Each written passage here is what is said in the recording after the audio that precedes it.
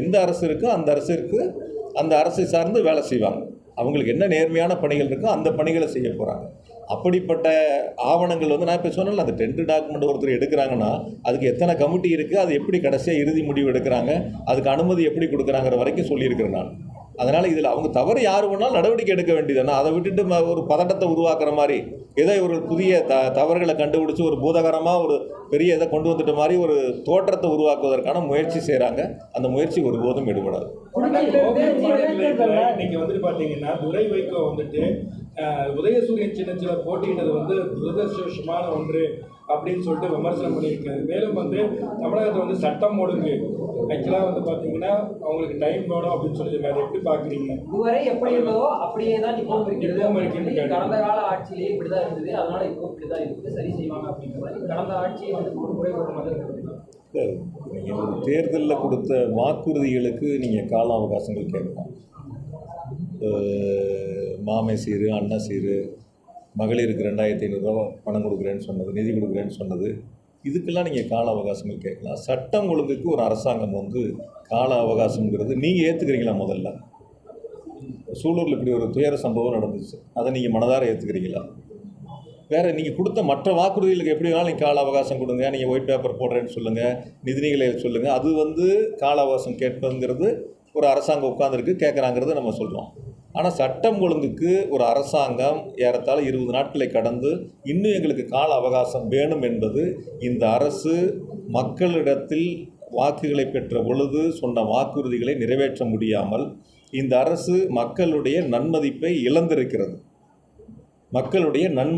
இழந்திருக்கிறது. எந்த இடங்கள்லையும் குறிப்பாக எந்த வேட்பாளர்களும் நீங்கள் கோயம்புத்தூரில் சொல்லுங்கள், 10 தொகுதியில் நின்ற வேட்பாளர்கள் எத்தனை வேட்பாளர்கள் அந்த தொகுதி முழுவதும் சென்று மக்களை சந்தித்து வாக்குகளை சேகரித்தார்கள்? நீங்கள் பார்த்துருப்பீங்க எல்லாரும் கூட. இப்போ எங்கள் கட்சி வேட்பாளர்கள் நின்னாங்க, எங்கள் கூட்டணி கட்சி வேட்பாளர்கள் நின்னாங்க, அதிமுகவில் கூட வேட்பாளர் நின்னாங்க. அவங்களுடைய தேர்தல் சுற்றுப்பயணத்தையும் உங்களுக்கு வந்த சுற்றுப்பயணம் எல்லாம் வந்திருக்கும்.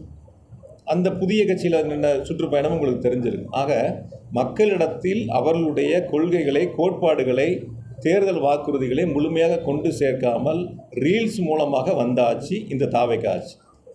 அரசு அமைந்த பிறகும் அதையே முயற்சி எடுக்கின்றார்கள். தொழில் முதலீட்டுக்காக இருக்கட்டும், மற்ற நிகழ்வுகளுக்காக இருக்கட்டும், அதே ரீல்ஸ் பயணத்தை தான் முன்னெடுக்கிறாங்க. இது ரியல் ஆட்சி இல்லை, ரீல்ஸ் ஆட்சி தான்.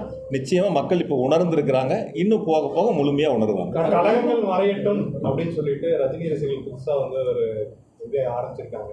அதாவது என்னன்னா வந்து அண்ணாமலை ஆரம்பிக்கக்கூடிய கட்சி அது ரஜினி ஆதரவோடு வந்து தமிழ்நாட்டில் வந்து மாற்றம் கொண்டு வரணும். ஒரு திறந்து பார்ப்போம் சார். அதாவது என்னன்னா சார், ஒரு விஷயங்கள், திராவிட முன்னேற்ற கழகம் தொடங்கி 75 வருஷம் ஆச்சு. பல பேர் வந்து நான் திமுகவை அழிப்பேன் ஒழிப்பேன்னு வந்தவங்களாம் அவங்க தான் அழிஞ்சு போயிருக்காங்க, ஒழிஞ்சு போயிருக்காங்க. திமுகங்கிறது ஒரு ஆலமரம்.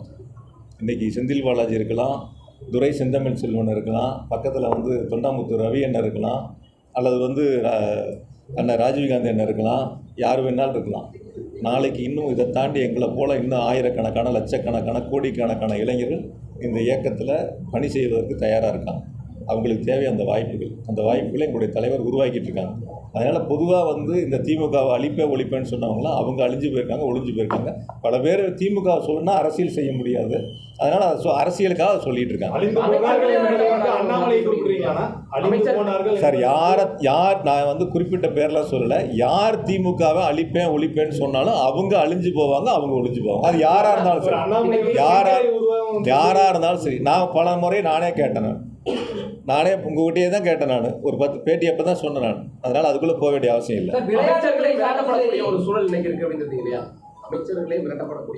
இப்போ நான் சொல்லலை, அவங்க சொன்ன பதிலுக்கு நான் சொன்னேன். அவர் தானே சொன்னார். என்னையே மிரட்டி பார்க்குறாங்கன்னு சொன்னால் நீங்கள் தான் சொன்னீங்க. இப்போ நான் அந்த பேட்டியை கூட பார்க்கல, நீ சொன்ன கருத்துலேருந்து நான் சொன்னேன். ஒரு அமைச்சராக இருக்கிறவர் என்னையே மிரட்டி பார்க்குறாங்க அப்படின்னா, இப்போ யாரோ ஒருத்தர் மிரட்டக்கூடிய அளவுக்கு தைரியம் இருக்குன்னா அப்போ சட்டம் ஒழுங்கு எப்படி இருக்குன்னு நீங்கள் பார்த்துக்க வேண்டியதான். கரூரில் வந்து உரிய பாதுகாப்பு இல்லைன்னு சொல்லி வீட்டுக்கு அழைச்சி ஆறுதல் தெரிவிச்சாரு அந்த இறந்த குடும்பங்களை. இப்போ அவங்க ஆட்சி தான் நடக்குது, இது வரைக்கும் அவர் கரூர் கூட வரல. சார், இந்த கரூர் சம்பவத்தை பற்றி பேசணும்னா ரொம்ப நேரம் அது பேச வேண்டியதாக இருக்குது. எதனால் நடந்துச்சு, எப்படி நடந்துச்சுங்கிறதெல்லாம் முழுமையாக நீங்களும் உங்கள் தொலைக்காட்சிகள், உங்களுடைய பத்திரிகைகள் எல்லோரும் அங்கே இருந்தாங்க, நேரில் பார்த்தாங்க. அது மிக மோசமான ஒரு துயர சம்பவம். அந்த சம்பவம் நடந்து கூட வந்து யாரும் ஆறுதல் சொல்ல போகலை, யாரும் மருத்துவமனைக்கு அந்த இயக்கத்திலேருந்து யாரும் வரலை. திருச்சி விமான நிலையத்தில் பத்திரிகையாளர் கேள்வி கேட்ட போது கூட அந்த கட்சியினுடைய தலைவர் வந்து பதிலளிக்காமல் உள்ளதான் போனதெல்லாம் நீங்கள் பார்த்தீங்க. அதுக்கு பிறகு கூட இன்ன வரைக்கும் அரசு பொறுப்பேற்று 1 மாத காலமாக வந்து 20 நாளைக்கு மேலே பத்திரிகையாளர் கூட சந்திக்கலை. டெல்லி போனால் எல்லா முதலமைச்சர்களும் பிரதமரை பார்த்தாங்கன்னா பத்திரிகையாளர் சந்திப்புங்கிறது இருக்குது, அது கூட பத்திரிகையாளர் சந்திப்பும் இல்லை. அதனால் இந்த அரசை பொறுத்த வரைக்கும் வந்து நீங்கள் எப்படி கூட மக்கள் எங்ககிட்ட சொல்ல கருத்து என்னென்னா, நாங்கள் நேற்று கூட நன்றி சொல்ல போனோம், மக்கள் சொன்ன கருத்துக்களை பொறுத்து நான் உங்களுக்கு முன்வைக்கிறேன். இந்த அரசை பொறுத்த வரைக்கும் ஒரு வெளிப்படைத்தன்மை இல்லை. இந்த அரசை பொறுத்த வரைக்கும் மக்கள்கிட்ட சொன்ன வாக்குறுதிகளை நிறைவேற்றக்கூடிய ஒரு அரசு இல்லை. எந்த வாக்குறுதி விவசாயிகளுக்கு சொன்னாங்க, 5 ஏக்கருக்கு கீழே இருக்கிற எல்லாத்துக்கும் தள்ளுபடினாங்க, 5 ஏக்கருக்கு மேலே இருக்கிறவங்களுக்கு 50% தள்ளுபடினாங்க. ஆனால் இப்போ வந்து 1 லட்ச ரூபாய்க்கு மேலே வாங்கியிருந்தால் 5000 ரூபா தான் தள்ளுபடின்னு சொல்கிறாங்க. அந்த விவசாயி கேட்குறாங்க, நான் 1 லட்சம் கட்டக்கூடியவன் இன்னொரு 5000 ரூபா என்னால் சேர்த்து கட்ட முடியாதான்னு கேள்வி கேட்குறாங்க.